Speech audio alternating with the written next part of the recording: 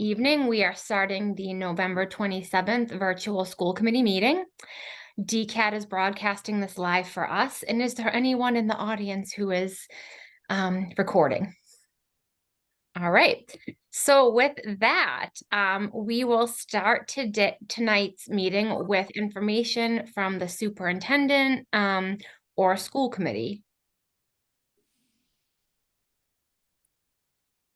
All right. I don't know. I guess I'm up. All right, Superintendent Bauer. Good evening, everyone. First up, we have more updates from our special education department.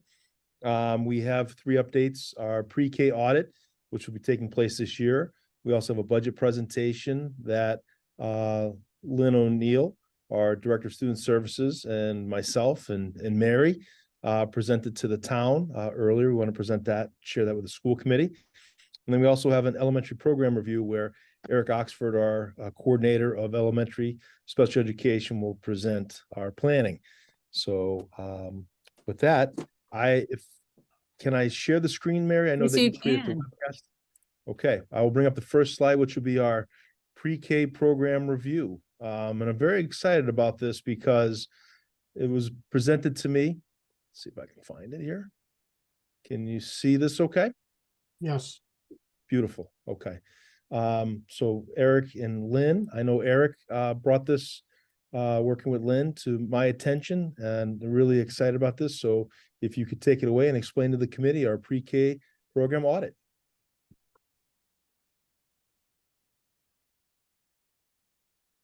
So I can't see Eric, so I'm not sure, Eric, if you were going to jump in, but just to frame it, our pre-K programs are, across 2 buildings. We have some different models than other districts. So ultimately, in an effort to really maximize our programming and services for our community, a pre-K program review was proposed. And the overall purpose, excuse me, is to review special education programming, ensure compliance, make sure that what we're giving our students is of the utmost quality and effectiveness. This review would identify strengths, areas of improvement, and would give us solid recommendations for addressing prioritized needs. And so as a team, we've set our questions forward to the consultants. Eric has worked closely with an outfit called Seaside Consulting. I believe that Seaside did a program review in Marblehead for the special education department there. They've also done program reviews for me when I was in my last district. So we've had a really good experience with this consulting firm. And ultimately, what we're looking to understand is specific information around our pre-K programming, thinking about alignment, consistency, our use of staff, and are we being truly as efficient as possible? We're looking at the current structure, the schedule, looking at half-day, full-day options, both integrated and small group, and then really where we can grow those programs in the future. The curriculum is also something that we're interested in knowing, are we on the right track? What are we using? Is it the most contemporary resource? And how is it preparing our students for kindergarten? The last piece is, are we, we're giving a quality experience, and are we charging an appropriate tuition for our students who come to us as peers? So through a very specific schedule, through interviews, through observations, through document review, the team through Seaside will address all of our specific questions and give us good information to move forward. Thank you, Lynn. Eric, do you have anything you'd like to add to? No, I think Lynn covered it all. I just, I guess the one thing I'll add is, I know the pre-K team's super excited, about this. They really appreciate this investment and looking more at our program overall. So, yeah, we're excited. And Eric, can you just remind me, we had our initial intake meeting last week, but can you remind me the date that they are planning to start on site? Yeah, the plan is next week, tentatively the 6th and 7th. They'll start on site with a general timeline to roll through, through the holidays, and then, start back up in early January with, we kind of give them a requested timeline of end of January to get us that final report. So I know Bethany Stangus, our pre-K coordinator, is working to get the consultants a schedule, to start doing those on-site interviews and observations and things like that. Hopefully that'll be ready to go to them by the end of this week, and then again, start next week. Great, Thank you. thank you. Yeah, Does can anyone have questions from the school committee? Not so far. I think this is great. Thank you to the work you've already started with this. I would think that whatever information we get from the audit, it'll definitely allow us to improve our pre-K program, like, what we can now, but definitely for next year. So thank Robin, you. I do have one question. Yeah. Is this like a break even type of program, or is it profitable? Is it under budget? Is it in the red? So preschool in general for public school districts is really a program for special education needs first. Our hope is that we really can build the capacity for any type of offset through our peer population. And, if we do it well, we will have a waiting list because we're the program that people will want to have their children enrolled in, because we do the best job at preparing them for public school kindergarten. All right, thanks for the clarification. Yeah, and the follow-up, if I may, Chair, through the chair, I think this is really important because we really want to set a really good base to ensure that our alignment when students hit the ground in kindergarten, as we're trying to review all of our special education programming, we know it starts early. So the early we can be with pre-K, it just makes sense to me to ensure that we're doing what we need to do to build the most robust program at that level and bring that to the ground up. We know that any interventions, anything that we do early will pay dividends in the end. So I just wanted to bring forward to the committee that we're going through this process, and we'll provide more of an update once it's complete. Thank you. And Gabe, I didn't because we're on Zoom, sometimes it's hard to see if someone raised their hand. So just No. Okay. Yeah, no, no, I'm ignoring you. No worries. And I apologize. Just to follow,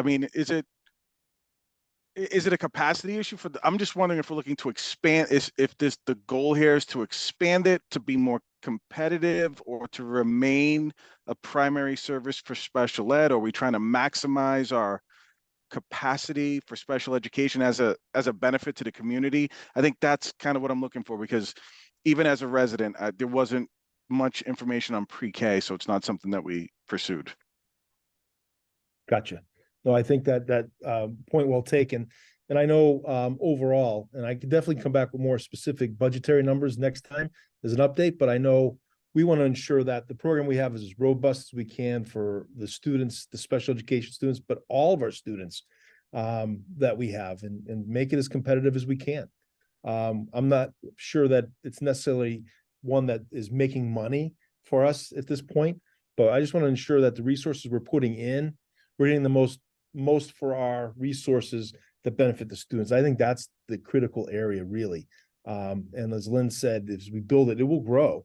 And we have a robust program now, but I just want to make sure everything we're putting in, we're getting the most out of it. Thank you. My daughter was part of the pre-K program through Riverside as a peer, and it really provided her a great opportunity in kindergarten and on. So the more peers that we can get into the program, I think the more it would benefit our district. So hopefully this would be a growing program for our students within our town. Excellent. All right, I'm going to try to bring up the next, as long as I don't have technical difficulties, the next presentation. Here it is. Okay. Nope. I got to go back to sharing. Excuse me one second. Perfect. Thank you for bearing with me. I'm going to shift gears to our second presentation. Can everybody see the screen? Perfect. All right, so this presentation was actually presented, I think, early October to the town. It was in a budget committee meeting, and myself, Lynn, and Mary, along with Eric and Robin, were in attendance. But it was a presentation, and this goes way back to pretty much the mid part of the summer after I came aboard, where we met with the town and really looking at what are our priorities. If we were to receive any additional funding, where would we go with the funding? And certainly special education is an area of need. We've known that. And we drilled down deeper to look at our programming and where would we invest if we had the ability to build our programming. And we went into the whole premise of this research, looking at our out-of-district placements, where most of our district placements, but also where could we look at our current programming to improve and make more robust, with the ultimate plan of reducing our out-of-district placements. And even at some point, if we build a strong program in a few of our strands, to maybe have kids come back into our district. And that was the whole premise of the presentation. So I'll start off. So I think the number one piece is really talking directly about our out-of-district placements. What does it look like? Where are we currently? So we presented, as of October 6th, way back when, we were 3254 for our amount of students at that time, and it currently is the same. 72 students are out of district placed. And just to be very clear, as the law provides, free and equal education in a least restrictive environment, and we need to provide the ability for our students to be educated. If we can't provide the environment for that, we are obligated legally and morally to provide the best that we can for our students, and that would require a district placement. And that's where it goes to be quite expensive, way above the per pupil cost. So as we looked at the percentage of our out-of-district placed students, it's a small percentage of our overall, so it's 2.2%. And at this time, when we did the presentation, it's 7.34 million is expended for the tuition costs for out-of-district placements. And I'll go into the variety of the placements. But the big piece that is a moving target is the transportation cost. It's 1.53 million total. And the cost, they are climbing at above the traditional rates just due to limited resources. In addition, just the greater need for students with transportation without a district placement. You may have a medical need where there may need to be an extra monitor or two on the transportation. You may have restrictions where students that are going to the same out-of-district placement can't ride together due to certain situations. So there's a lot of complications with transportation. So when you total the two up, it's 8.87 million, which when you look at the expenditures with our budget and the circuit breaker reimbursement, you're talking 16.67 of our resources are going out for out-of-district placement.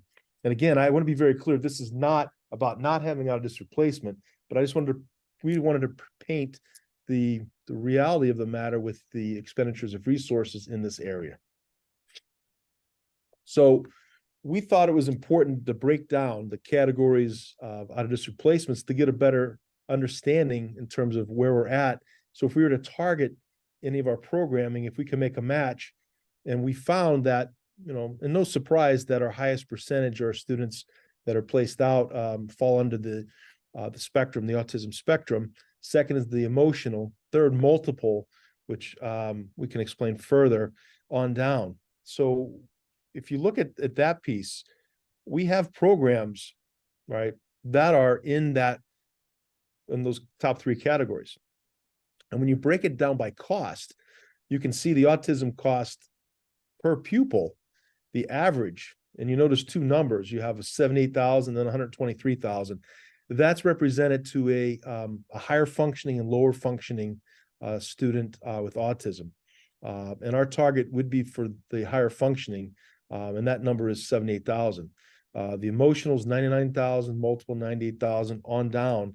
And you can see it's quite expensive per placement. And when you break this down further and look at transportation costs, you're looking at 21,250 is the average transportation cost per pupil without a district placement. It could be more, it could be less. And we always, and Lynn will get into the philosophy, we always try to maximize our resources as best we can. But I can tell you this, with our transportation and contracts, last year, well, coming into this year, we were budgeting a 9% increase. The contract actually came back with a 16% increase. So, and it's not just us facing these difficulties, it's a statewide issue. Let's see if I can change the slide. Perfect. So moving forward, you know, our target really looked for three of the key areas of programs that we currently have, that if we were able to create more robust programs, the ultimate goal would be to reduce out-of-district placements in three strands, right? Our autism strand, our emotional strand, and also our language-based strand, which we'll talk about in more detail. But I'm going to turn this over to Lynn, so she'll talk more about the philosophy and our rationale in terms of what we do towards out-of-district placements. Lynn, if you could take it from here. Sure. So first and foremost, it's really important to me that everyone, you know, who is listening tonight understands that as a leadership team for student services, our first step always is to look creatively at what we have and how to reallocate and, you know, look to how we can provide the appropriate resources and staffing with what we already have. We explore all innovative and creative ways. And when those are exhausted, we then advocate for additional positions or funding to enhance our current structure. We do this because we know that if our Danvers students are to stay in Danvers, we have to be competitive. We have to have robust programming, curriculum, and resources that match their needs and they would receive in and out of district placement.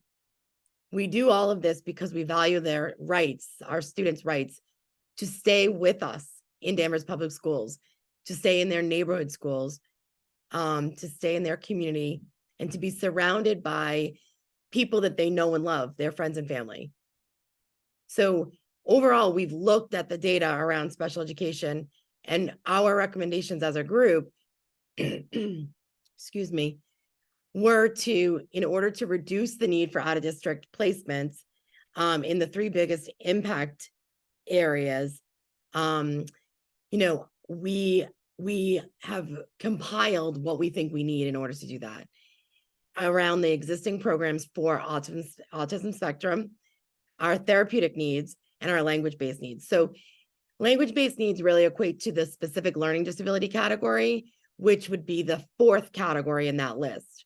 Our third category, the multiple disabilities category, is really, those are students who really need a multitude of resources, including nursing, feeding specialists, orientation and mobility, along with physical therapists, occupational therapists, speech language therapists, and to create programming for our students with multiple disabilities would perhaps be counterintuitive in a financial manner.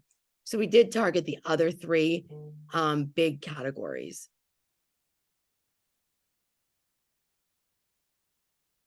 All right, so in order, you know, our autism population is, I think you went one too many, is 36% of our out-of-district population.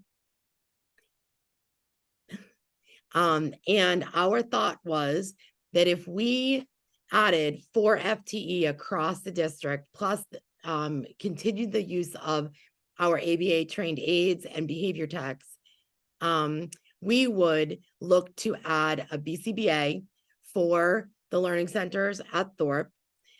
We would look to add a BCBA, which is a board certified behavior analyst which is a very technical position to look at data and strategies around behavior intervention and behavior shaping, specifically to our autism spectrum population and our social emotional population. So we would look to add a BCBA as a shared position for the middle school and the high school. And we would look to add a transition specialist as a shared position between the middle school and the high school. That position is one in which looks at students' needs for post either graduation or post 22 years of age for our special education students to be community ready, college ready, career ready for competitive employment. And that position is really an important piece in every district, so that we're always thinking about what we need to give our students for the complete package to be ready for their next step. We would also look to add a special education teacher at the high school level with a focus on autism spectrum program development, somebody who had an autism endorsement, so that we could really look at what our students need and be prepared to provide those services to them, thereby allowing them to stay in district. The total cost for these resources would be $432,000 approximately. And if you remember, the cost of one out-of-district placement is approximately $99,500. So if we were to bring back 4 students, or if we brought back students and prevented others from going out, we would have a cost savings. I think the key point, and we're going to go through the 2 other programs that we're getting into budget season and we start to plan. We want to be very specific and mindful of utilizing current resources, current programming that we have, but knowing the areas that if we strengthen, make it much easier for us to keep students in, because we have the resources and the programming to prevent students from going out, but also hopefully pull back. So I'm going to go to the next slide, hopefully. There we go. So our second biggest category is our therapeutic programming needs, students who have emotional disabilities. The out-of-district students in this category make up 21% of the overall budget for out-of-district the overall population of out-of-district students. So in summary, we would like to add to our programming across the district. We would like to have additional social emotional help at the elementary level in terms of either a school psychologist or a clinical social worker that is dedicated to our TLC programming, which currently is at the Smith School. We, by doing this, we'll enhance our program structure, and we will, I'm sure, have community around us looking for spots to tuition their students in. As a big leadership group, the North Shore Special Education directors are always looking for the least restrictive environment for our students. That includes looking at other public schools in neighboring districts before looking at collaborative programs or private day schools. We would be in an optimal position to provide those opportunities with enhanced resources within our programs. Our therapeutic needs would also take advantage of that additional board certified behavior analyst that would be shared between the middle school and the high school. And we would look to add more social emotional support at the middle school through the addition of a school psychologist or clinical social worker for TLC programming at the middle school. Another creative idea is to look at how we can provide after hours programming for some of our students who struggle with the traditional setup of a high school. We are currently in discussion and development for our after hours program that we would titled Falcon's Edge. So in the EDGE would stand for education towards diploma or graduation equivalent. And so there are some ideas we are working through presently around putting that program into place. The cost of the above resources would be approximately $332,000. And the cost of a therapeutic out-of-district spot with transportation is approximately $120,000.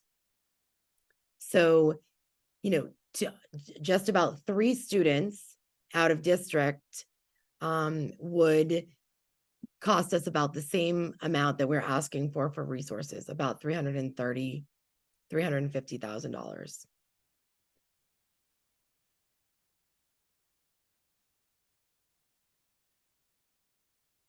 So again, the language-based programming is really handles the disability category, specific learning disability in the area of reading and writing.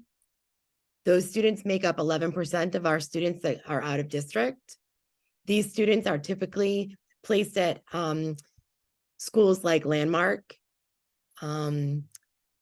or, you know, Wyndham Woods, or, you know, we used to send students to the Carroll School.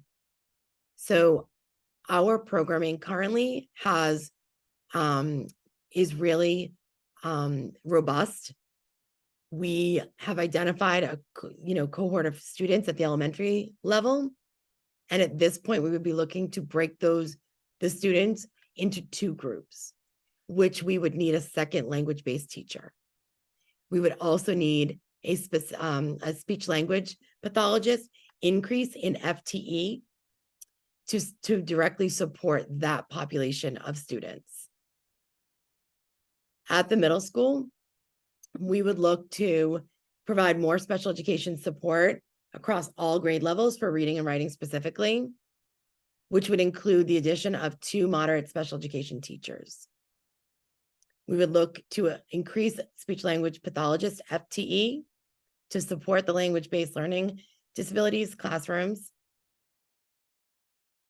And we would be looking down the road for our students who are moving into the high school to start training our teachers and our staff now at the high school to be ready for when our current cohort of students at the middle school transition to 9th grade. The total cost is approximately $500,000. The cost of our LBLD program out of district placements plus transportation is $81,000.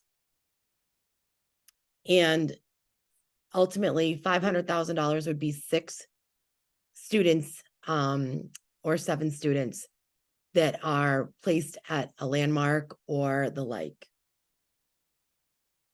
We do have many students in our district that currently are language-based, and we are servicing them well. But enriching and enhancing our programming will ultimately help progress and overall improved outcomes.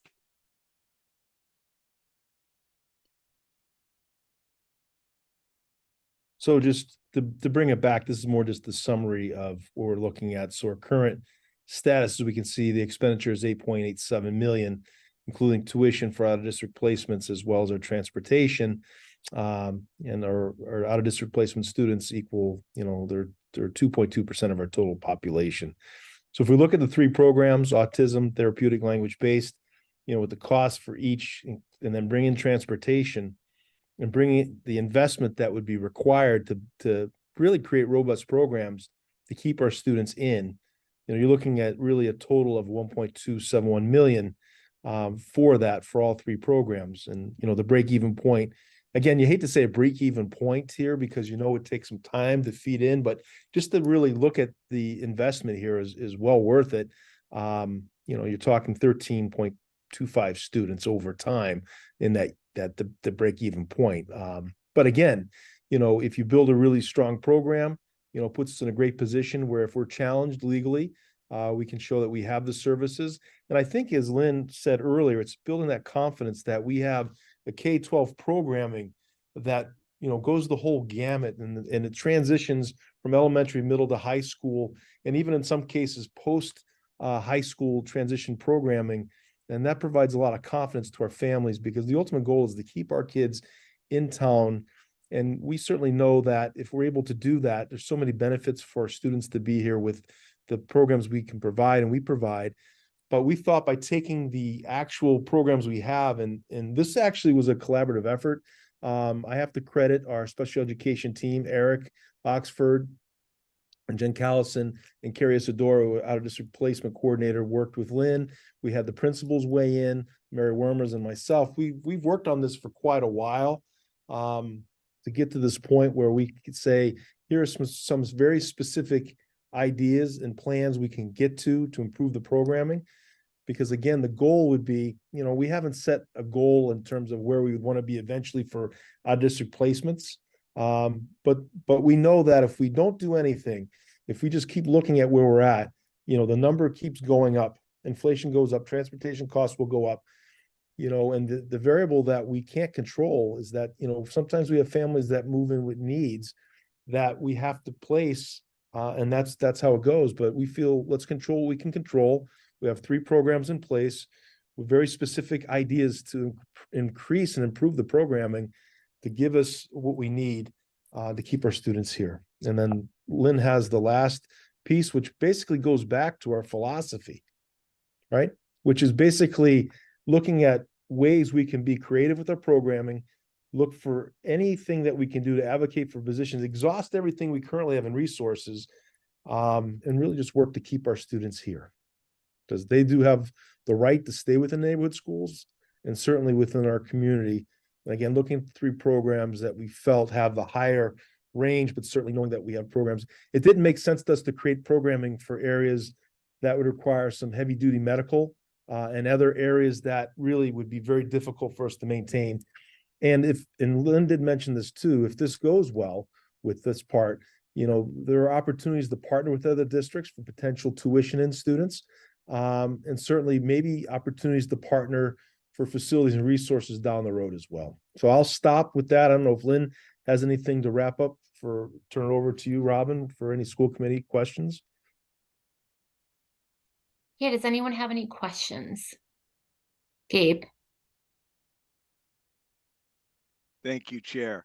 No, really great presentation. I'm just wondering, by category, what's the capacity? I saw the break-even component, but what is the capacity for each investment?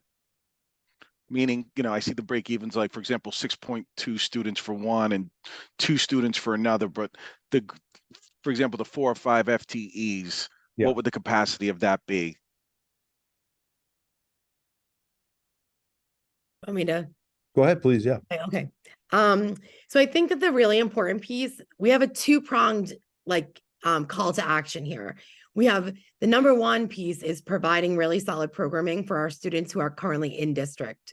And so that they get what they need in district and there's no need to go out of district. So first we are making sure that we are doing right by the students who presently are in district, so that our number doesn't grow for out of district. Second to that, it's, providing programs in place. Nobody wants you, to go to the team table to say, we're going to build a program around your child's needs. They are confident when the program is in place, they can come, observe it, see it, talk to the people who run it to understand what it is all about. So in general, numbers at the high school, there's more opportunity for a bigger capacity than at the elementary school, because there are so many options for classes. There are so many options for students who are more mature and more, reflective about what they are working towards. When the Falcons Edge is established, that has infinite possibilities. When we look at our staffing that we're asking for around BCBAs, around our transition specialists, there's no case management, ceiling for them. They can really look at working with a myriad of, lots of students. When you are in a small group program when we are in our learning centers or our intensive learning centers. There is a ratio that needs to be, adhered to by the regulatory standard. And so that is something that, at right now we have space, we have, with our additional resources allocated, we would have the capacity to take students, that number of students in, plus keeping our students that are already in. But I think that, we'd have to look at all of those pieces around, if we were to start tuitioning students in, we need to make sure, obviously, that our Danvers students are the first priority before we would look to take anybody else in from a different district. No, I guess the specific question is, you have the break even for that investment. How many students would the teachers absorb? So I know the break even on the first slide was 2.2, but for that investment, how many students would that investment be able to handle? So, for example, this specific slide, it says the break even is 4.3 students. The $432,000 and 4 FTEs would be able to handle how many specific students? So, if you don't know, I mean, but that's kind of I like know when I it's think hard about to- the investment. right, it's hard to qualify because we would need to look at their age and grade range and then where they would fit program wise. Because right now, at the elementary level, there is space in the learning centers, so we absolutely could take students in. I think, obviously all of we have students who are out from basically the second grade level through age 22 that meet this, that fall under this category. So, I mean, I would feel safe in saying that if at any level, if there were 4 students to come back at the elementary level, we could absorb them. If there were 4 students to come back at the middle school level, we could absorb them. And if there were 4 students to come back at the high school level, we could absorb them with these resources. I know that that's not exactly the answer, the question. I don't know that answered your question exactly, but it's without actual identifiers for the students, I can't be more specific. Gabe, I think like the first thing here is just making sure that no more kids leave the district, that we have like the programs in place, and we might not be able to get any back for a couple years. I mean, I don't know, I don't know how difficult it is to get kids back, but it's really like, we have 72 out, like, let's not get to 73, 74, 75. No, absolutely. Absolutely. I was just really, I didn't know if that next level was done, and don't worry, I understood everything you said, but for me, it's like, if we're going to put in that investment, how long does that investment last before we can't hold anymore? If we have a capacity for 4, but then we have 8, we're still going to be spending money. You know what I mean? Right. Thank you. Yep. Josh. Right, and if I could, to the chair, we were talking basically to maintain so we don't go up to like 75, 76, because, when you're swinging that much, you're talking, 5 students could be $500,000. That would be tip us over for sure. Sorry. Josh. Great, thank you. So I also agree. I think it's a great presentation. I think, first a quick comment. I think without context, I think that 1.21 million would look like it's a big spend, but I think, understanding that we're going to reduce that $8 million is huge, right? And that makes total business sense to do something like that. What's the process like to get kids back into the district? Is it up to the parents? Is it their choice? Could you expand on that a little bit for us, Lynn? Sure. So it's definitely, all members of the team have a role in that decision. So it does come through the team process. It's, when you have the data to say that kids are making progress in their out of district placement and no longer need that level of support and can come back to the public school, it's typically a recommendation from the out of district placement, supported by the student services leadership team, whoever is at that table, and then present it to the parents. Ultimately, ultimately the parents have the ability to agree or disagree at the end. They have to sign a consent form for the placement. And, the ideal is that you've worked together so collaboratively throughout this process that the parents understand, what the out-of-district placement is saying and what the public school can provide, and they are comfortable with your action plan to transition the student back.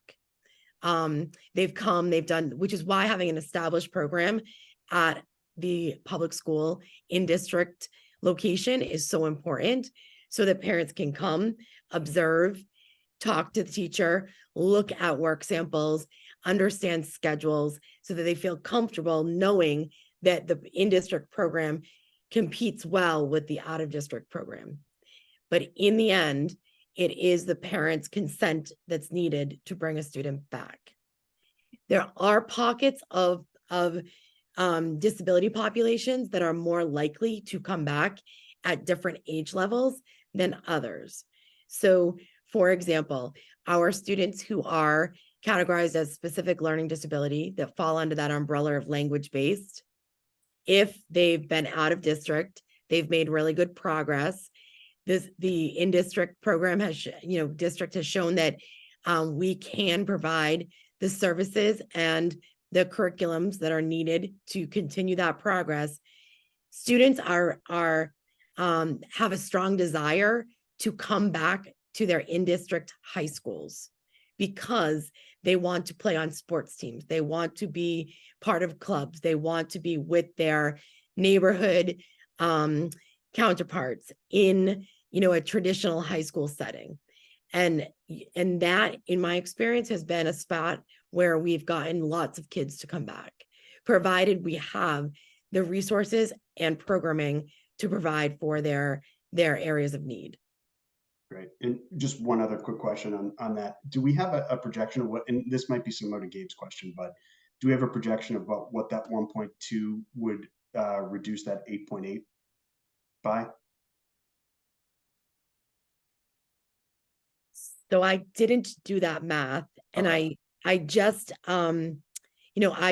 it's really important that that we focus also on the reduction of additional students going out. Yep. Because with that placement process, it's not necessarily a 1-for-1 all the time. Right. It's really about preventing others from going out while establishing programming to then bring students in. Sure. To Rob, No. Right. Agreed. Yeah, I think it would make the case even strong. I think we have a strong case anyway, but I think if we could find a way to even, because we probably have a good grasp of, what these kids, their abilities are, and if there's a handful of them that we might be able to pull back in, or whatever the case may be. Oh, right. That if we could say that we could reduce that 8.87 by 50% by spending 1.2, that's a no-brainer, right? That's so I'd love to see that number, but I think this is going in the right direction. So thank you. Al, First, thank you to the whole team who worked on this. I think this is something we've been looking for the past 2 years that I've been on the school committee. So it's great to finally see some of what you have been working on in a presentation to us. So thank you for doing that. I had a similar question to Josh about how to get families back, particularly those that have left who feel confident that the services that they're being provided out of district are going well. And I know you made a comment about, it's really a collaborative effort through the special education team, the leadership team, and the parents. Lynn, and honestly, I'm just really asking for like a transparent conversation here. Do you feel that the relationships are strong between the parents and the student leadership teams? Like, do you feel like over the last 2 years since you've been in Danvers that you and your team have improved those relationships? So I do. I think that with the institution of the coordinator positions, Mhm. last year really helped that FaceTime with, student services leadership and parents, being present at meetings. I'm going to say that I don't know how it was done prior to that. I mean, my first year was, I know I said that I wasn't making any real changes, that I was listening and learning, but as a party of one, it was really hard to do anything else. Mhm. So, as I've said, before, I'm grateful for the institution of the coordinator positions. I think that the feedback that I've gotten and has been that parents and families are really grateful for the presence of the coordinator, guiding the process and having a point person. So, I think we're still in that building stage because this year we have no middle school coordinator yet. We are still trying, and we didn't have a full-time one last year, but I think that once all of those pieces are in place, we're going to be, in really great shape. Just another plug for that relationship piece for anybody who's listening.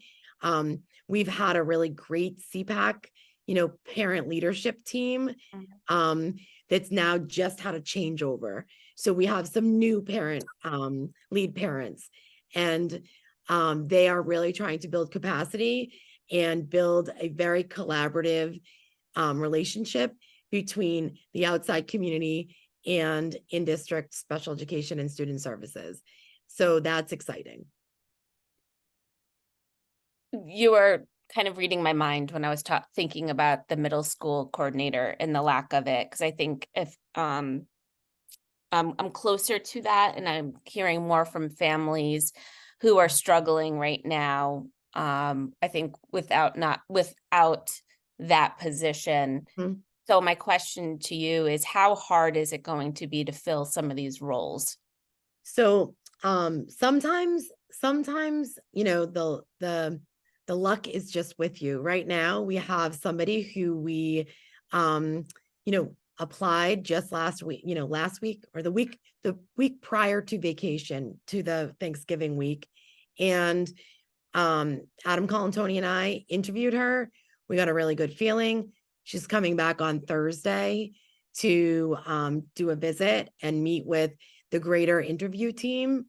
So I'm excited. I'm hopeful because if it works, I think that we could be in a really great position.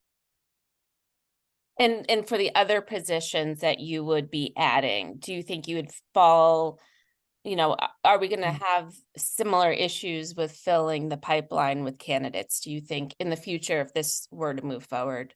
Mm-hmm. I mean, I think that obviously hiring is one of our top, themes of every leadership meeting, and trying to be creative in really looking to see how we can attract the best talent and the most skilled educators. We've had really good luck. And you know what, I say luck, but I think it's probably the reputation. When people come and interview with us for certain positions, they talk about the reputation of Danvers and how they were attracted to Danvers. And we've had that with our BCBA candidates. We have had really terrific candidates, and so I expect the same. I expect that we would continue to have really experienced and skilled candidates for board certified behavior analysts. For special education teachers, I will say that when we've gotten out early and secured our hiring, we have gotten really good candidates with a good skill set and expertise. Yeah, and can, through the chair, if you don't mind me stepping in on that piece, and I think that's a great question, Alice, and knowing that the important thing is getting on this now, and I know we presented this in early October, we've refined this piece. We still have some work to go. This is a proposal here, right? We still got to go through a whole budget process to get to where we need to be, but I appreciate the work that's been done because we have a concrete, piece here that moving forward would get us to where we need to be, and then getting in front of the hiring process is critical. And not waiting, because when you lose somebody to try to replace late, it's very difficult to do that, and the market will be heating up in terms of these positions, early spring. So we're keeping our fingers crossed moving forward. We thank you, unless there's any further questions, I don't know, but thank you for all these great questions, and we appreciate your support. And again, thank you for acknowledging the hard work of our team. And we know we got a lot more work to do for sure. But we feel this is a really good start to get us moving. So thank you, everybody. All right. Are you ready for part 3, Chair? Robin, I have some questions on this one. Yep. Oh, hi, Eric. Well, first of all, from a comment standpoint, we have, I think, for years wanted to try and see more in-district programming. And I think for a lot of years, I think the real difference now is that there is an appetite in the town, where there's the Selectmen Finance Committee. There's, because of the way that special education expenses have increased the last few years, I think for the first time there's an appetite to really make an upfront investment in this. And I think that what you've done is going to help. The way that you're able to break this down and put some basic numbers on this in a fairly detailed way for this early in the process is going to give the other boards in town, whether it's town meeting, selectmen, as they say, finance committee, this gives them something to really look at in a specific way, and it's going to help us get there, Lynn. So kudos to you and your team.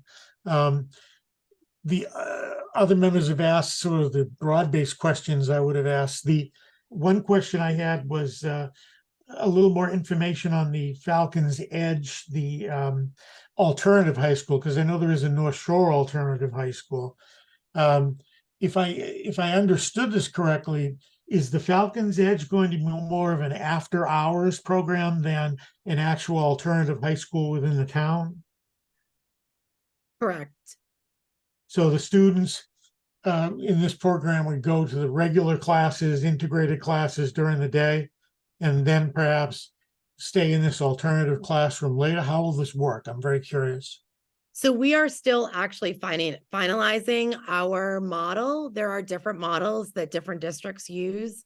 Some districts use a completely online model that, happens after the close of school. So students, most of the students in this program in different districts work during the day and then would take classes at, sometime starting after the close of school. So some districts use an all online model. Some districts have online courses, but students come to them in the school building. Some districts have teachers that's live teaching, and the students circle through those classes. There's certain entrance and exit criteria for some districts. And so it really is, it varies from district to district. And we are in the process of looking to see which model really fits our needs specifically. And so, we started this conversation maybe August, and with the hope that maybe we could have something in place, at least a proposal in January. We're still working on that. So at this point, we don't have a proposal ready to go for January, but the transition specialist that we talked about as one of the FTEs that would be a new add would really be instrumental in helping our students become vocationally ready for competitive employment and connect them with opportunities through maybe certificate programs at North Shore or other area, institutes of higher learning. So I think that that's really important, that while some of our cohorts of kids get advising, for college, desires, we also, and then our 18 to 22-year-old kids get advising and sort of placement in post-secondary spots. We can't Mhm. forget about our students who maybe need some alternative opportunities. And the transition specialist would also be helpful with that. Okay, so this sounds more, this particular piece of the pie doesn't sound that it's necessarily aimed at a student who is currently outplaced, but maybe aimed at a student who, for whatever reason, can't succeed in the regular high school environment, maybe drops out. And this is a way to keep that student connected, see if we can get him a high school diploma while basically the bulk of his time or her time is spent in a vocational environment. Right, but I will tell you, we probably, and I don't have my list in front of me, but Sure, we yeah. probably have 4 to 5 students, and I'm going to look to Adam Federico just to give me the thumbs up. 4 to 5 students that are in out of district placements that would be appropriate for Falcon's Edge. Good, okay, yeah. And- Does that sound right, Adam? Like, give or take? Yep. Here's a thumbs up. So, all right, great. Thank you, Madam Chair. I'm all set. Oh, thank you for the presentation. I know Eric and I got to see this in October and it was a lot of work. I just want to be mindful that, we are still waiting for the, finalized budget, but we were fortunate that, to get hopefully the 1.2 million. So I, don't want to disappoint the students or the town or the community in that. So, the more that we hash out now, the better plans we have now will make it able to be successful. Because as we know right now, the current special ed models we have need a lot of work. So to make sure that we're fully ready if we do get this 1.2 million. Thank you so much. And obviously, when we get to the workshop with our school committee or budget workshop in January, we'll have more information as we're working through. This is a piece of it, and we have the whole budget to bring in. I think the bottom line is too, if we don't do something now to control where this is going, it's going to impact everything. So anyway, thank you again. Are we ready for part 3? Awesome. I'm going to shift gears, share my screen. Mr. Oxford is up. Before we begin, I just want to let the committee know that as we worked on, modeling special education, if we could make improvements and create more robust programming in those 3 areas, we also were tasked with looking at equity across our schools more at the elementary level in terms of class sizes. And as we dove into that, Eric and the elementary principals, and many are on the call tonight, as well as Julie Pasternak, our elementary curriculum director, and Mary, we started to go down the road of looking at that piece, but then start to move and do work toward, if we look at equity in our special education programming at the elementary level, how can we then maximize our resources, improve our programming, which actually connects to some degree with what we just proposed. It can stand alone. So I'm really excited about this. A lot of work has been done on this, and I don't want to take away Eric's thunder. I will try to share my screen again, hopefully with success here. Okay, out of here. Sorry, my friends. I got to move all this stuff around. Are we here? Okay, very good. Everybody see this okay? All right, I'm learning. Even an old guy can learn how to do this. So again, there's a lot of work that has gone into this. So Eric and his team, and Lynn and everybody have come away with a lot of ways we can improve our programming, increase collaboration, but more importantly, an equitable lens. A lot of work has gone into this. And Eric, I'm going to take this away, and you're just going to tell me when to change the slides, okay? You got it. Thank you so much, Dan. You can just hop to the next one. You kind of already gave the introduction, which I appreciate. Head to the next slide. And if you all could just bear with me tonight, thank you for the opportunity tonight. I'm overcoming a cold, so I'm going to try to have my voice stay with us so I get my water, and we'll see what we can do here. So I also have a lot to throw at you tonight. I'm going to try to be as quick and efficient as possible out of respect to your time, but certainly wanted to also take the time to give you a little bit more context and not to be redundant based on Lynn and Dan's presentation, but to really give you the why, so to speak, with regard to looking at these proposed program changes at the elementary level. So as Dan and Len already outlined to you, we had kind of two priority focus areas. One was looking at equity across schools and defining that through stability of classroom sizes across all 5 elementary schools. And the other prong was the efficiency of special education resources. And to echo what Dan and Lynn especially mentioned, it's really our task within the department to always look internally, make sure that we're utilizing all of our resources first, before looking outward, whether that's with regard to student placement or certainly with budget requests. I think it's always, an appropriate move for us to take to say, hey, how can we maximize everything that we already have with regard to our budget before we ask for more.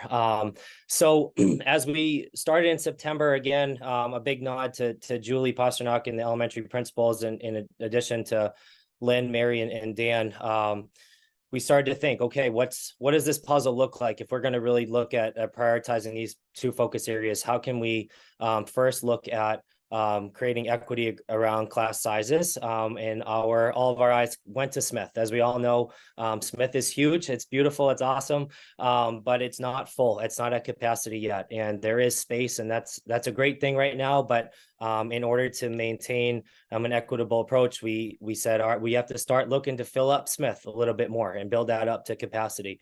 So the admin team internally really began to look and said, okay, well, starting next year, we're going to add a 4th classroom to kindergarten, and year after year, build that up so that there are 4 classrooms or 4 classes per grade, K to 5. That'll be a 6-year plan if you include kindergarten.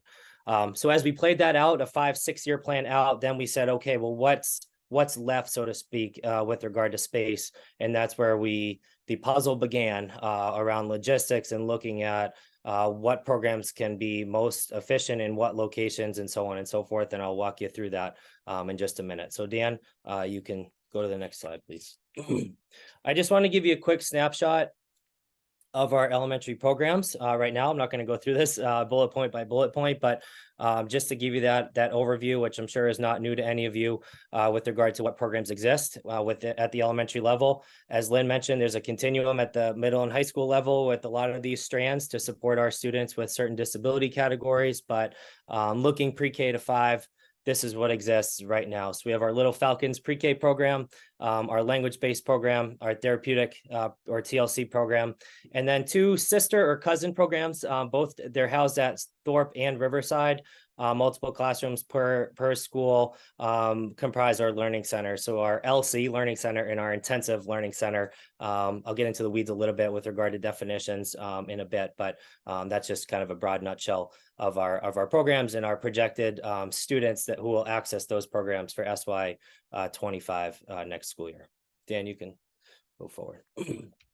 So this is just a quick snapshot of our current program locations. So as you can see, Great Oak and Highlands currently do not house any specialized programs. We have Riverside, Smith, and Thorpe, which do have our specialized programs. All 3 of those schools have multiple programs, including pre-K being split, including our learning centers being split. And then we have our TLC, which is our therapeutic learning program, and our language-based learning disabilities program at Smith School. Dan. So this is it. This is in a broad nutshell with regard to our proposed planned location moves for the future. And I'll get into when is the future in terms of timeline in just a minute. But I tried to make it a little bit more easy to follow visually by color coding our programs and just looking at that center column. That's our current SY24 snapshot of our programs, and then what our future programmatic moves will be. And really, I think the biggest takeaways is that it looks a little bit cleaner in terms of the different colors in the future. There's one program per school. Highlands is moot right now. It is a full school. We tried to see what we could do around from an equitable standpoint to have a program associated with every school, really to maximize that student learning experience, so to speak, in the public education framework. But, Highlands is just, we're stuck. We're at a sticking point at this point. But outside of that, that maximizes equity a little bit more with regard to getting Great Oak a community that can support a specialized program. So before you go to the next slide, Dan, as of about 2 weeks ago, this was it. This was kind of our endpoint. We've sort of joked at this point, because it's been a lot of work from a lot of people, that this was maybe our 11th or 12th iteration around how and when and what and where to have all these programs move to, in order to, again, maximize equity around all 5 elementary schools, and then maximize our efficiency of resources. And as of early November, this was the plan, starting September of 2024. And we talked about, again, to maximize efficiency of resources, getting more programs under one roof, pre-K, for example, back to just Riverside, where they used to be together, allowing that early childhood center to really, again, just work collaboratively and bolster up that program was a win. Similar to our learning centers, that student profiles are very similar. They're different in a way between Riverside and Thorpe, but there are a lot of cross similarities and things like that. Again, bringing those specialists, and I'm talking about teachers, service providers, support staff, together under one roof would maximize our efficiency of resources. It would cut down travel time for our occupational therapists, our some speech language pathologists, physical therapists, so on and so forth. But as we continue to garner more and more feedback, and that really started back in late September up until beginning of this month. Dan, you can go to the next slide. We made a decision that it's really in our best, the best interest of our students to take more of a gradual transition plan with regard to these moves. And again, we received a plethora of feedback, thoughts, concerns, excitement, all the emotions, frankly, with regard to these moves. And I'm really proud of the whole team, the administrative team, to be very proactive and collaborative and transparent around what these potential moves may be. But after really getting in the weeds, so to speak, in an appropriate way, and starting to look kid to kid, we really determined that the best course of action in the best interest of our students, or as many as possible, was to take more of this gradual transition plan, instead of moving every single program and all kids associated with that at the same time. So I'll show you a visual in just a second, but if you see in the blue there, the moves and the changes versus the stays are listed. So, excuse me, the Learning Center, which again is housed at Riverside and Thorpe right now, will plan for next year to come under a larger umbrella from the K-4 standpoint, and transition to Smith. Just one quick side note, the rationale with regard to Smith is that, broadly speaking, our Learning Center provides supports and services to really our highest needs learners at this point. And looking at the structural resources of Thorpe, Brian, I know you're on this call, and I know you can advocate for this as well, is that being an older school and older building, Thorpe just does not put those students in the best position to have the most productive and beneficial learning opportunities. Whereas you look at Smith and just not only the size, but just the resources, the structures, and things of that nature to outfit different spaces to make it most appropriate for those learners' needs. We really wanted to target making sure that program could be housed at Smith. So I just wanted to give you a little bit of context with regard to, the why, so to speak, with regard to different locations. So that K-4 program will move and shift to Smith. The gradual transition, as it relates to the Learning Center, allows a cohort of 5 students who are currently in 4th grade at Riverside to stay at Riverside next year. I want to give full 100% credit to Sarah Fitzgerald, principal of Riverside. In addition, in collaboration with Bethany Stangus, our pre-K coordinator, to make that happen. That was a big piece of feedback that we received around ensuring that those upper elementary grade students, had the opportunity to finish their career at Riverside, where most of them started. All of them have been for multiple years. And if you've been in Riverside lately, you will know that Riverside has no space. And then we essentially said, we asked Sarah, can you find an extra space for next year for these 5 students to ensure that their learning is maximized, their opportunities are maximized. And she found a way. And so, you know, it's those types of efforts that have really, you know, played a huge factor, an integral role in making these opportunities happen. So so the Learning Center, that's the plan for the gradual transition. After those kiddos move on to Holton Richmond, that teacher and support staff would transition to Smith as part of that larger Learning Center umbrella the following year for SY26. The preschool program, as I mentioned, will transition to come back to Riverside. There's currently 4 pre-K classrooms at Riverside, 3 pre-K classrooms at Thorpe. Those 3 from Thorpe will come to Riverside to make a 7 classroom pre-K program at Riverside. Again, the pre-K team is ecstatic. I'm really excited about the opportunity to come back together and work together to maximize the impact that pre-K can really bring to a district. So we're really excited about that. The TLC program, our Therapeutic Learning Center, again, we're going to take a split gradual transition approach. So we have a cohort of 6 or 7 students currently in 3rd and 4th grade. Next year will be in 4th and 5th grade. We again have found a way. Violeta Powers, cheers to you and the team at Smith to figure out a way from a staffing standpoint to allow those students to finish their time at Smith. And just a quick side note too, we made a huge structural change to our therapeutic program this year that required buy-in of our therapeutic learning center staff, certainly, you know, through the leadership of Violeta, and kiddos are thriving this year. And I think as we saw that and those levels of success this year, to say that they're going to transition to another school just frankly would have been a disservice to those students. And the whole Smith faculty was vocal about that, which I really appreciated. So we found an opportunity and a way to do that. With that said, the K-2 Therapeutic Learning Center will transition. We'll plan to transition to Thorpe. Currently, Thorpe is also busting at the seams, but with 2 Learning Center classrooms and 3 pre-K classrooms leaving Thorpe for next year, that opens up 5 different spaces. We'll give Thorpe a little bit of breathing room, and we'll allow the TLC classroom and programmatic structure to start to build back up, targeting about 2 classroom spaces at this point for next year's Therapeutic Learning Center. And the last program is our language-based program. That includes a current cohort of 3rd and 4th graders as well.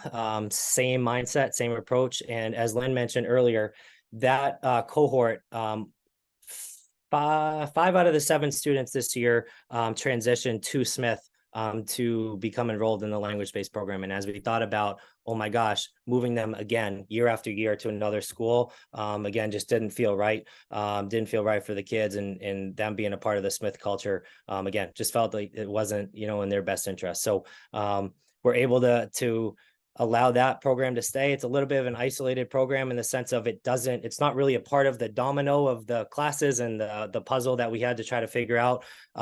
So that program will stay put, that classroom will stay put. And as Lynn mentioned and offered, if we get the budget request to expand that program, which would bring it down to essentially grades 2 and 3 classroom, that would start at Great Oak next year as part of this transition, to have that language-based program within a couple of years formally live at Great Oak School. So that's a huge nutshell. I know that's a ton of details, but Dan, if you could go to the next slide, everything I just said is just outlined in this visual that shows a snapshot of what next year will look like. So it looks busy and messy, and it is, but in a good way, because it's students first. I just want to highlight that for the next 2 years, Smith is going to absolutely be busy. As you can see, there's 3 different colors at Smith for next year, which is 3 different programs. We had a very, I think, meaningful and transparent conversation, Dan, Julie, and myself, with the vast majority, Violet, I think, of your Smith faculty. And that was post, you know, and I shared out, hey, if we're going to do this and really look at keeping students who are currently at Smith until they move on to Holton Richmond, it's going to put a little bit more, more on you in terms of Smith being busy, and the number of students on IEPs for the next couple of years is projected to be about double of the next school in line, in terms of kiddos on IEPs. Now, the staffing, the resources, all of that stuff can and will go to Smith to support that. But it was unanimous from the Smith faculty saying, we got this, we can do it. And again, it was really powerful to hear and see that was their preference. So it's exciting to be able to honor that and to get their feedback and to consider that as part of the moves. You can go to the next slide, Dan. Thank you. Sorry, if you can go one back really quick.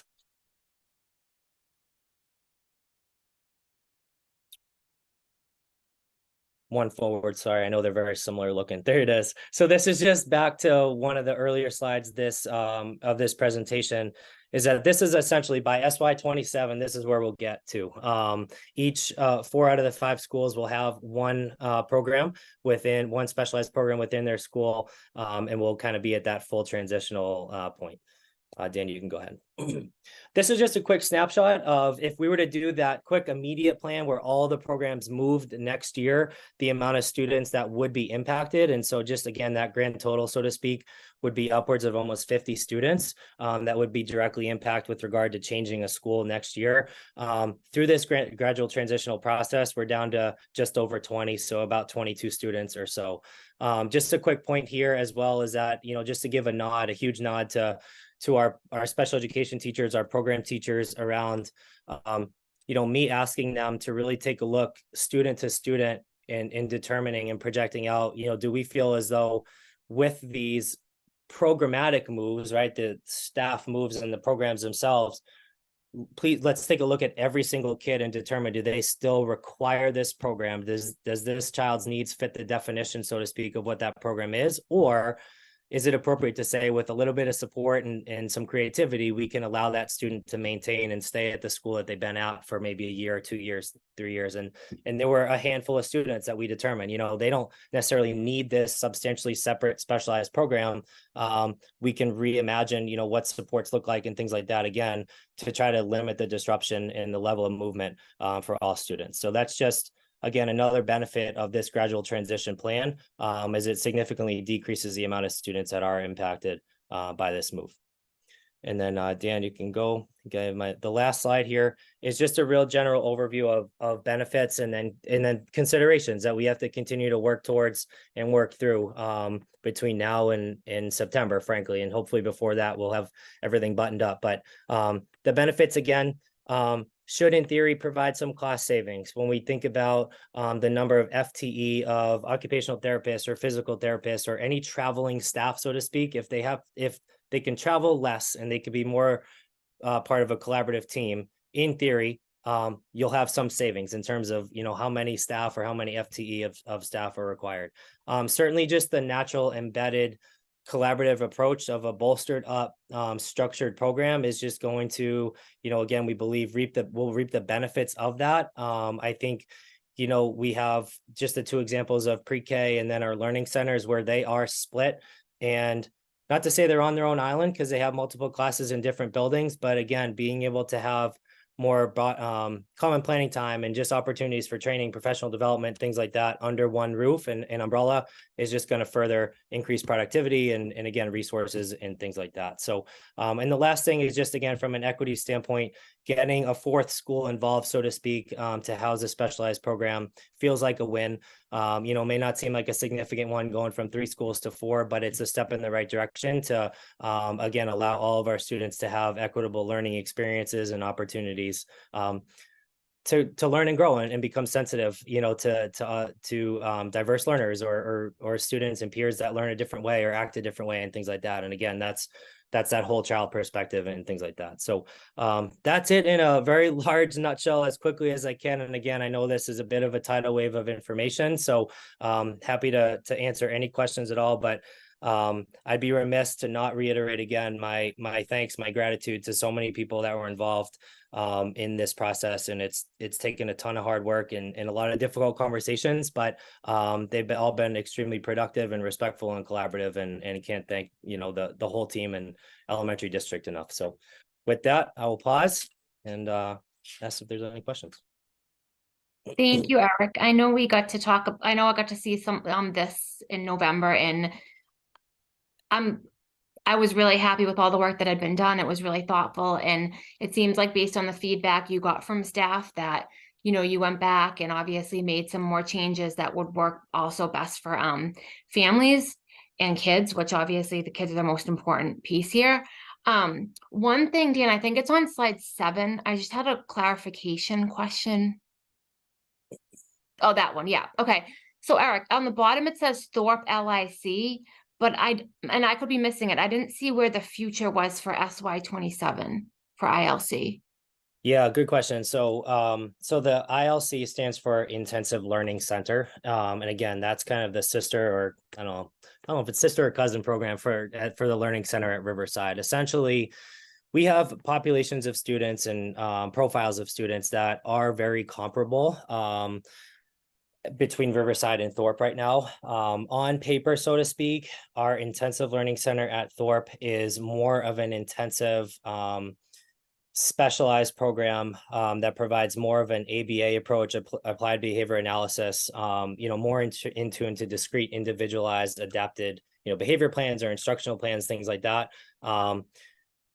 But the definition's a little bit loose right now, and that's historic. And again, the profiles of students at Riverside and Thorpe, I think you could make a case for a handful that are currently enrolled in the Learning Center at Riverside and the Learning Center at Thorpe that should frankly be swapped if we're going to do it right, so to speak, in terms of the resources that are housed at each program. And so as a result of that, combining those programs, those 2 learning centers from Thorpe and Riverside to Smith under a larger umbrella, is that future location. So that's where that program will be housed. So they'll come together from Riverside and Thorpe to Smith. I do want to note that we just began last weekend or the weekend before Thanksgiving break, a 30-hour study group with most, if not all, of our learning centers, teachers, service providers, support staff, specialists that they advocated for. They asked for this because they really want to align their practice and their work in collaboration. So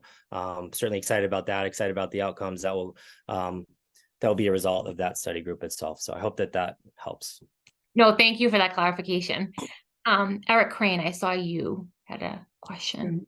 Madam Chair, you anticipated my question. I was looking at the fact that there's learning centers, a TLC program, an ILC program, and then when we get to FY27 or school year 27, there is no more of the ILC program. And I noticed also that in the earlier presentation, one of the full-time equivalent positions we're adding is a BCAB, I think that was for the ILC program. So I didn't know how those fit together. But what you're saying, if I understand it correctly, is that the students in the ILC program can be folded into the Learning Center model generally. Yeah, so I think really the philosophy that we're working towards, and again going to further explore as part of the study group that the Learning Center crew is driving at this point, is really from a structural programmatic standpoint, creating a larger umbrella of that program and student profiles instead of having more of a split program, which will allow, frankly, further efficiency of resources and collaboration for that population, because there is a split right now between Thorpe and Riverside's learning centers, but there's so many similarities too that, again, if we think about our board certified behavior analysts, our BCBAs, right, our occupational therapists, our speech language pathologists, those service providers are in tune and working with the, vast majority, if not all of those students as part of both programs. Both locations. So, yeah, if and when they're under one roof. Again, the on paper, everything that we've been talking about in terms of collaboration and maximizing their work too, and and not so they don't have to travel back and forth. And they're saying, yeah, we're just going classroom to classroom, things like that. Just makes more sense from an efficiency standpoint, and frankly, for what's in the best interest of students, because I think collaboration, that natural collaboration in the moment, things like that, where teachers and specialists can just work together and kind of use examples as learning opportunities too, is just all built in instead of them really being housed in 2 different locations. Yeah, you're looking for some efficiencies of scale. It sounds like that makes sense. Absolutely. All right. Thank you. You're welcome. Alice? I just had a quick question because it does feel like the school communities will change, right? When we think of Sure. all the students, especially in the year 2027. My question is, for the communication for all families within the schools, how will that look? And then will the students at look, I'm not, this is a hard question to ask, but like, will students be taught about these new students who are coming to their school? I do think we sometimes expect a lot out of our young learners, just in terms of acceptance and empathy. So I would be encouraged to hear that, you know, we would have more open dialogue with the students as our communities change. 100%. Great question. Thank you. Yeah, so I'll hit the second one first. That we are absolutely, you know, I think that works, frankly, already begun. You know, there are specific stakeholders. I'll give you one as an example. One of our speech language pathologists, Rebecca Can, she's taken on a bit of a quasi role this year, being an SLP and also an AAC specialist. AAC is augmentative or an alternative communication. So a lot of students who are nonverbal, they may use a device to communicate and things like that. Instead of, again, seeing, hate to say it this way, but, you know, going historically, seeing those students as different, or, you know, kiddos that are just associated with the program, embracing them as part of the school community is, at the end of the day, what we need to do for every single student. Not what we want to do, it's what we need to do. And this one example here has taken that head on and started last year at Thorpe, where our intensive learning center is, and where she was as an SLP. She's in a different building now, but has continued to expand her work, is to educate teachers, even students, doing whole group lessons, instructions. Tori Krugel, who's a pre-K teacher as well, read a book to all of our elementary staff this year about just exposure and education to, you know, supporting all students, all learners. So I believe that work's already begun. And I do know that that's already been part of the conversations and, frankly, feedback and questions from staff who will, you know, who are excited to embrace maybe new buildings and, programs and populations is, can we get training, right? Can we get more experience and exposure to, you know, how to best support these learners? So that is all part of our next step planning and things like that. Next steps meaning like soon, because again, our whole goal here to have a bit of an expedited process was to get these structures in place and to anticipate, you know, all these types of questions, these next steps, and to be able to execute those starting even before September, you know, to hit the ground running. So I'm excited about that. I know that that's going to be coming, but we haven't drilled down, you know, every step, you know, in terms of training and support and things like that. The other piece, I'm happy to share that as of 4 p.m. maybe this afternoon, I've been able to communicate with all parents of students who will be directly impacted by these moves, and have given them the heads up that this is what's happening, that I'd be presenting tonight, and to give them that heads up and let them know that, again, our plan was to start early here so that we have between November 27th and June 15th, and then the summer as needed to help those students transition and be prepared as much as possible. So, you know, so that's just, I feel like that's a big win. You know, some of the principals have helped me with that communication as well, which has been, you know, extremely helpful. And so I'm excited to be able to say that we've done that, and it's not going to be, you know, a surprise to these parents at this point. So. Great. Thank you. You're welcome.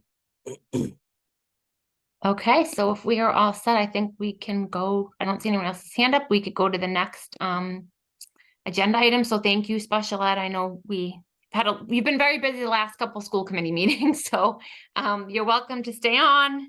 You're welcome to leave, but thank you very much. Thank you. Thank you. And I appreciate that question. If I mind, Chair, I know we got to get moving, but yeah, the question about acceptance, and I was really moved. I was able to join Julie and Eric when they met with the Smith staff and how they advocated for keeping their students that have been part of their learning community. It was a great feeling of pride. How accepting, and then Eric saying that, you know, you're going to receive more and they want more. And the same when we talked with Great Oak, and it's just really been a wonderful feeling. So we're trending in the right direction. Madam Chair, you mind if I make a change in the Yeah. information. I'd like to move the NEASC up, and I'll do the handbook last because I'd like Principal Federico to talk about the great report received, and I know he's had a very, very long day. And I'd like to turn this over to him if possible. I'll share my screen. He put together a few talking points today to share with you. And I know that I did share the 5-year report, and he can explain more in detail where that is. Let's see if I have this all right. No, I thought I had it all set up. So give me 1 second to share. Adam, if you want to go ahead and get started, then I'll pull the presentation up. So for those of you that aren't familiar, most high schools voluntarily engage in what's called the NEASC accreditation process. NEASC is an independent, non-government affiliated organization that conducts reviews of high school, reviews of different schools, and really looks at whether the schools are achieving and doing what they set out to do. So we are currently in, it's usually a 10-year process. We're right in the middle at the 5-year process. We applied for a 1-year extension when I took over as principal, because our entire administrative team, if you can remember, a couple of years ago was completely new. So we asked for a little extra time just to work through, the next step. So if you can go to the next slide, Dan, a lot of text on this one, but what this just is an overview of NEASC as an organization. I think the key takeaways are it's an independent group. It's an outside group that comes in and assesses your school and everything you're doing. It's a very collaborative process. It involves teachers, parents, town officials. It really looks at everything top to bottom in terms of your school. So if you go to the next slide, we just, over the last couple summers, we worked on our 5-year mid-year report, where we have to really go through piece by piece and report on our progress. And so we got our 5-year progress report just recently. It had 17 commendations or positive areas. I just pulled out a few that I thought were really relevant. So one was they commended us for our effective use of common planning time. So our teachers using time to collaborate and plan instruction. They commended us for our use of technology to differentiate instruction. So how we're using technology so that all learners can access their information. They felt our work around the 8 to 9 transition, especially over the last few years, was a strength, and they felt there were a lot of structures in place to support that transition. They noted high levels of collaboration among student support personnel. So that's your social workers, your special ed teachers, your guidance counselors. They noted a safe, supportive, and respectful school culture. And then the last thing, which is germane to you folks, is that there's been dependable funding and support from groups like the school committee in the town. So we did share the full report. You can read through that, but those were some of the highlights that I pulled out that I'm very proud of at Danvers High.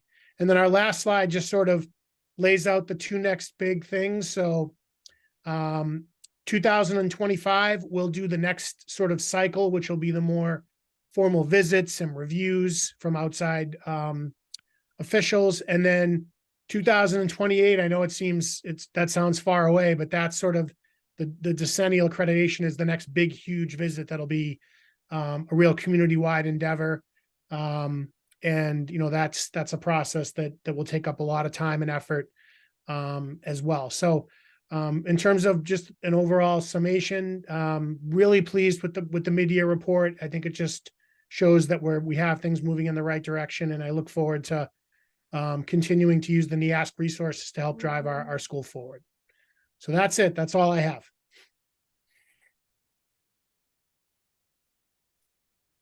Glad to take any questions. I had a question. Thank you for this.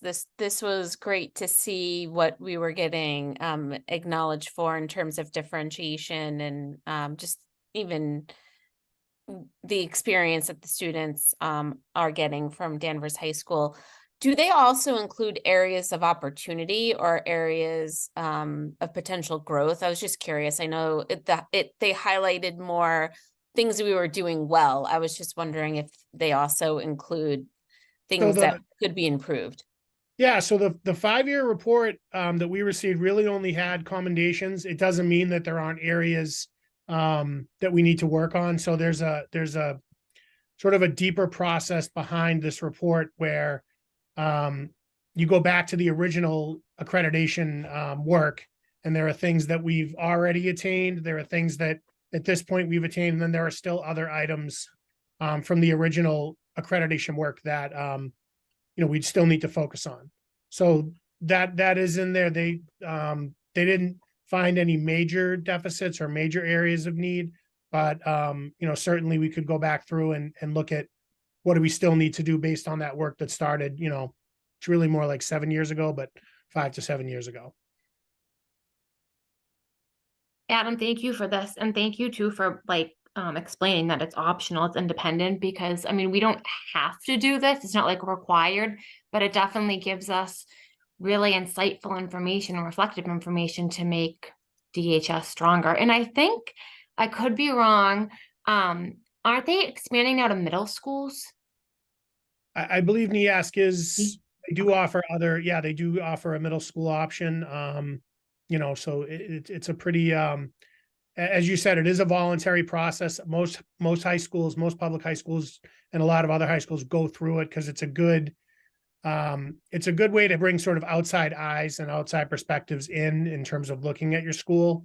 And it also does a really nice job at involving the whole community in the process. So it's not just a sort of a small group from within the school. It brings in usually someone from school committee, usually someone from the town, parents, community members, students. So it's sort of a nice process. And then the flip side is you also go to other schools and help them with their accreditation. So it's a chance to learn what other schools are doing as well. So in that respect, it's a really dynamic process that I think you can pull together a lot of good things. Thank you. So if there's no other questions, Mr. Federico, thank you.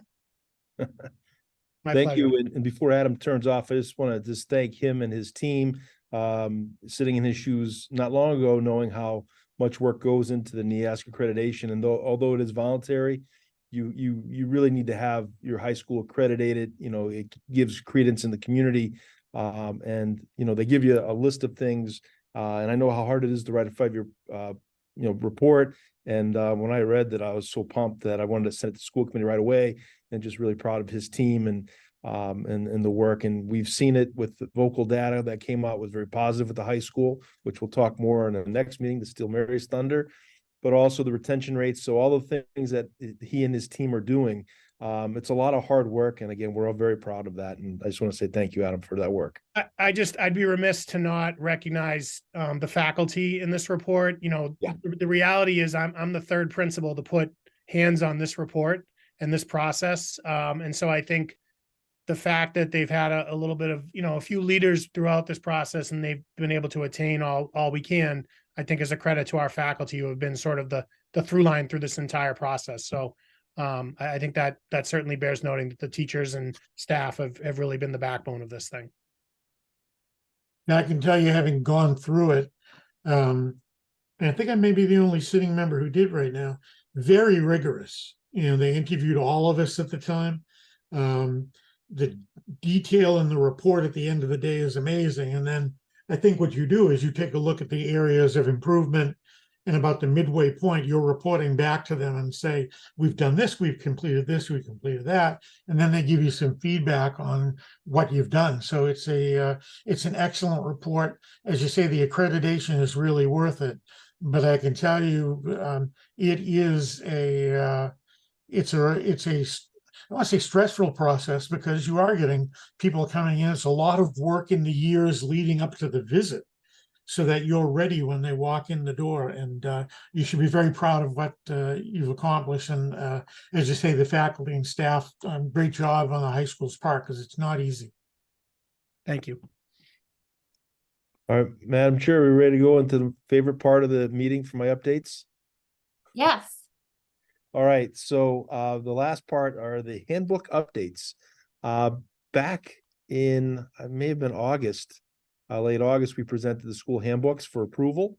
And just as a reminder, we actually sent all 3 levels of our handbooks, the high school, the middle school, and the elementary school handbooks to our attorney to review, just to ensure that there's a matchup with our school committee policies, because that really sets the handbook policies, to ensure there's consistency there, to look for any updates in the laws. There's been a number of them with our disciplinary laws, special education laws, bullying, harassment, just to make sure that we are in a good place. It's good practice to do that, and felt, coming in new, we would do that. So the handbooks that we presented back in August, only the high school handbook had all the updates from the attorney, because it's a lot of work. So that handbook that we presented to you from the high school side in August, that's complete, that's been done and approved.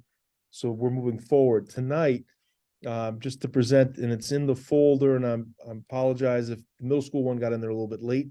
But the middle school and the elementary school are the most recent updated handbooks. There is no substantive changes in terms of our practices, but I'll just go through a few of them, just to give you a thumbnail sketch in terms of the suggested changes from the attorney. Everything from just inserting the Title IX and Civil Rights Coordinator's name and position, updating the CRA, the Child Requiring Assistance protocols, that's changed a little bit. Updating and just putting in the idling law, so you can't sit in your car more than a certain amount of minutes, when that has to be in the handbook while it's running. Notification of rights under pupils amendment. Also updates to the disciplinary due process, updates to all the disciplinary laws, 37H, H.5, H.75, which can be long-term suspensions, and along that with due process, discipline with students with disabilities, updating our school-wide education service plan. So if a student is suspended for a period of time, we are required to provide an education plan. So that was updated in there. Educational opportunities for military children, updated the medication policy, and on and on and on. Nothing, again, of substance. Our current handbooks hold up, our attorney said, but the ones that are in the folder now have all the suggested changes, and they are fully edited and ready to go. And my suggestion would be, at this time, I wouldn't ask for a final approval tonight, because technically we need to at least go through a second reading. So I would suggest, if it's okay through the chair, that we take the handbooks that are in there now and move that forward for a second reading in December for a final approval. So you have an opportunity to review one more time to see if there's anything in there that would bring any questions and discussion. So we would first need a motion for the first reading for tonight. Well, did we, point of order, Madam Chair, and this is a question, I guess, maybe for the secretary, she has access to the notes. Did we approve these for first reading when they were presented in August? I believe we approved for a second reading also currently what we had, but knowing that we may have to make addendums or revisions based on once the lawyer updated. So we did have to have the handbooks ready for when the kids started school in August, and we had our, final approval of those. Okay, so we approved the handbooks as they existed in August, both first and second reading. Yeah, I think it was like July and then August. I forget, but it was definitely before the kids started. Yeah. And so so here's a technical matter. We don't have this on the agenda for a vote tonight. And technically we are supposed to. So perhaps we can put these on for a first and second reading in December. Yeah. Okay, so we can legally then do a first and second in the same meeting? I think we can. I hate to put it off until January. Right. And I would suggest that individual members, if they have concerns, share those with Dan directly. And then if there are any other changes in December, we can talk about that. But having read them and having talked about them at the policy committee meeting, I suspect that what we see tonight is going to be the final form. But as I say, technically, we need to put it on the agenda that we're going to vote. Okay. Thank you for that clarification. It's the little things, Mr. Crane. That's always what trips you up, isn't it? So Superintendent Bauer, basically, I mean, I know you summed it up and it's there, but but mostly just we're updating legal procedures that Right. needed some updates. Exactly, just to ensure they're current and updated. As we know, a handbook is a living document, and typically it's reviewed every year, and you typically add on things and take away. But it's such a big document that it really was in our best interest to have. I'm not sure when the last time the attorney reviewed, but it's good practice to do that periodically. And it takes time for them to actually go through and comb through and then provide any of the edits. So I know elementary took a while. They had the edits, they made all the final revisions, and that's what's in the folder. The middle school was a little bit late, but again, just it's a lot of small pieces that have to be made. But again, nothing substantive. Our old handbooks, those handbooks hold up. It's just a matter of updating and being current with where we need to be. Okay. All right, so then we'll push off the first and second meeting to December, and like we said, reach out to Dan with specific questions. So I think that brings us to Ms. Crum, the budget report.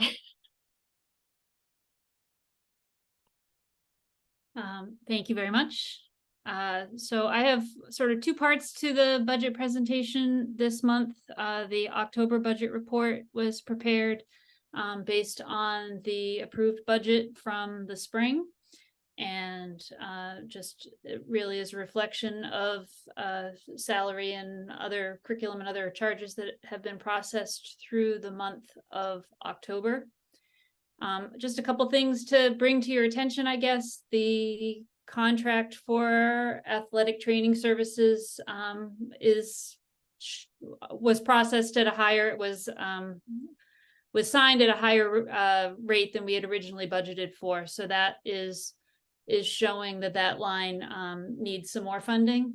And then the other piece is that in reviewing the current projections for the special ed out of district tuitions and transportation, those lines are also anticipated to overrun the amount that was allocated to them through the budget process.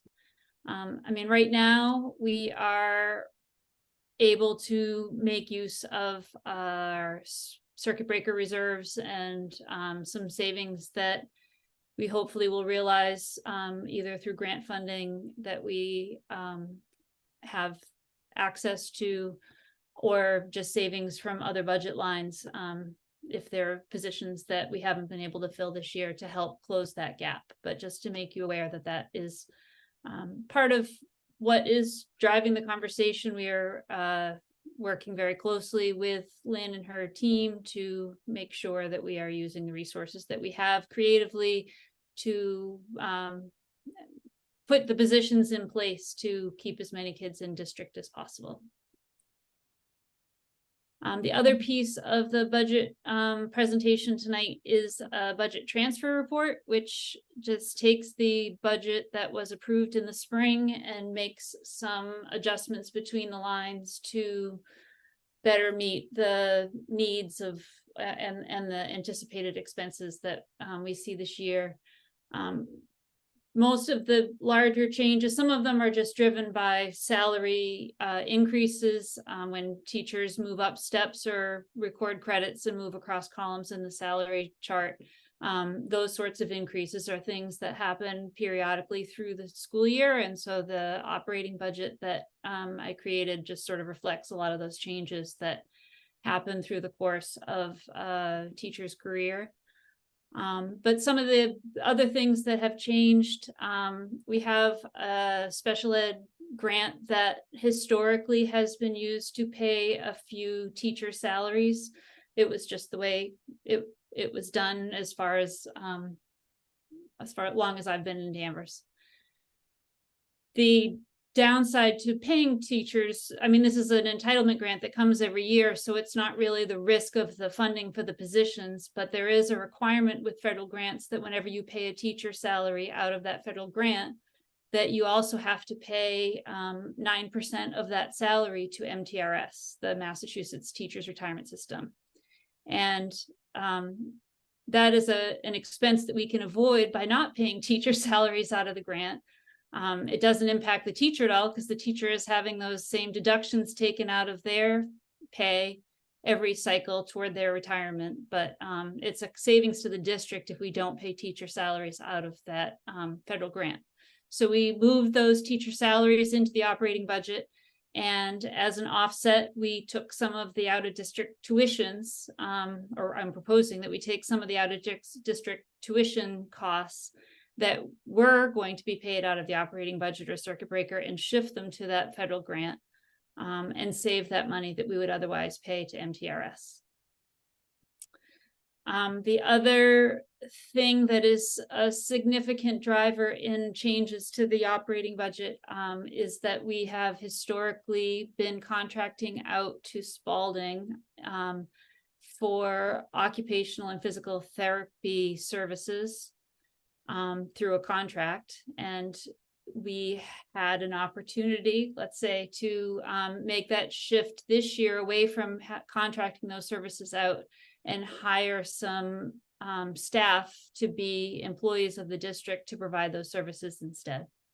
So that resulted in a shift of over $400,000 away from our contractual services line, where that contract was being paid, and instead is showing increases in the line that is called school psychologists, but it is where a lot of those therapeutic services are charged to, those kinds of salaries. Most of the other changes are reflective of, for example, that athletic training services contract that I mentioned, and the fact that the bus contract came in higher than we had originally anticipated in the budget process. So taking some of the savings from that shift with the grant and applying it to plug the hole in the bus contract line, for example. Any questions? All right, thank you, Pam. Thank you for like all the work, and I know it's constant shifting and looking, and so thank you so much for all that. You're welcome. We've been very pleased to have you on board as business manager, so thank you. Okay. So with that, as we move along, I believe we now should be going to order of business. So we need a motion for the consent agenda. Motion to approve the consent agenda. Second. Okay, so all those in favor to approve the consent agenda, please say aye. Aye. Aye. Oh, no, roll Aye. call, sorry, roll call. Miss Ingraham, Robin Doherty, yes. Alice Campbell, Yes. Eric Crane, Yes. Josh Kepnes, Yes. Gabe Lobes. Yes. Thank you. Do we have communications update at all from NEC? Nope, we have an upcoming meeting, and I'll report back on that piece that's coming up next week. Okay. Eric, any legislation updates? Yes, and I do have some information, and I'd invite Mary and Dan to jump in as appropriate here too. This regards essentially what's been going on with the homeless situation in the Commonwealth, driven both by a really tight real estate market, a lack of supply, and also increases in the number of immigrants arriving in Massachusetts who need shelter. Basically, the state has been trying to figure out how to provide additional financial support for to serve basically to shelter people, deal with the homeless community, support individual towns that are dealing with it from an educational standpoint. The legislative session ended at the end of last month, I believe. And once that ends, what the legislature can do and will often do is have informal sessions at which they will take votes on something like a supplemental budget. The plan to fund the issues involving the homeless and shelter needs was to be passed as part of a supplemental budget, which is pending. The House and Senate have two different versions of the supplemental budget. They were not able to pass it at the end of the session. So they had scheduled, I believe, for this Monday, an informal session. The difference is essentially that the Senate simply wants to pass the budget with a line of X dollars. It's something like 250 million, but that could change. That the governor would have discretion to use as she would prefer. The House version would require the governor to report to the House as to what her plans are for what to do if the amount supplied is not adequate, how she will deal with any, say, once the shelter locations that are found and funded are full, what she would do. So at this point, it's still pending. There is another informal session scheduled for Wednesday. Representative Kearns is hopeful that something could happen by then to resolve the issue. In the meantime, one thing we know is happening is that at the Comfort Inn here, is likely that 85 families will be housed at the Comfort Inn. It's not known precisely the number of students or young people who will come into our schools as a result of that, but given if it's 85 families, it would seem to not be an insignificant number. Dan, perhaps you and Mary, and by the way, Representative Kearns was extremely complimentary of both Dan and Mary in terms of how they're handling this and the approach they're taking. But I don't know if the two of you have had the chance to really figure out what the numbers might look like or how we'll absorb them, what the financial piece could look like. But if you do and you want to jump in here, please do.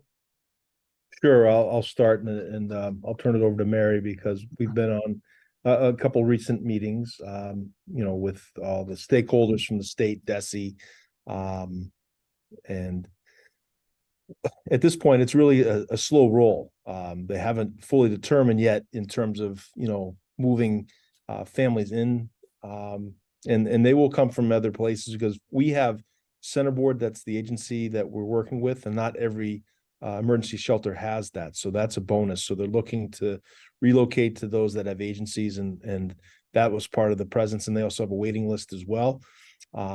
So, those from the state, and they understand the complexity. Representative Kearns does too, and is advocating, to make sure we have the resources. And we talk with DESE in terms of where the funding will be. It's still at $104 per day. And then the $1,000 flat fee per student. So Mary and their team and Pam, we've been working on, tracking that, making sure that is available. But, in terms of the enrollment, it's going to be, as again, they said, a slow roll where it's not going to happen tomorrow. And there's still things to look at too, because families that come with students, again, with the homeless law, the way it works, McKinney-Vento, the school of origin is important. So if a student has another school of origin, they have the right to still be in school there, and that could be at another district. Then the transportation has to be worked out. So, and then also the priority, if they could, utilize their families with students that aren't even in school yet, so there's a lot of moving pieces. So we don't have the complete information at this time, but obviously we're prepared to make whatever accommodations we need to. And I'll turn it over to Mary because she's still, and again, hats off to the work that she and her team have done. So go ahead, Mary. Okay, yeah. So this week was supposed to be the week they populated the hotel, but it started last week, right before Thanksgiving, because of the numbers of people that are on waiting lists for shelters.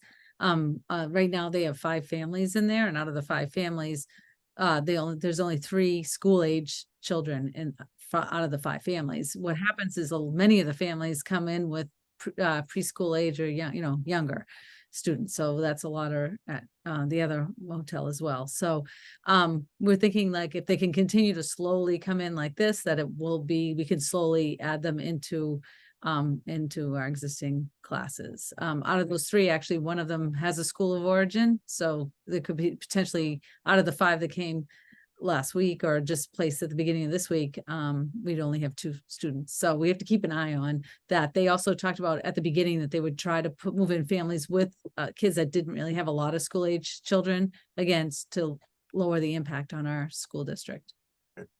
So Okay. So I think it's an item, Madam Chair, that we need to keep an eye on. And the other thing that Representative Kearns did ask me to mention was that Thursday night at the Senior Center, Thursday night this week, she and Joan Lovely are sponsoring a tenants' rights session at the Senior Center. It will be at 7 o'clock, I believe.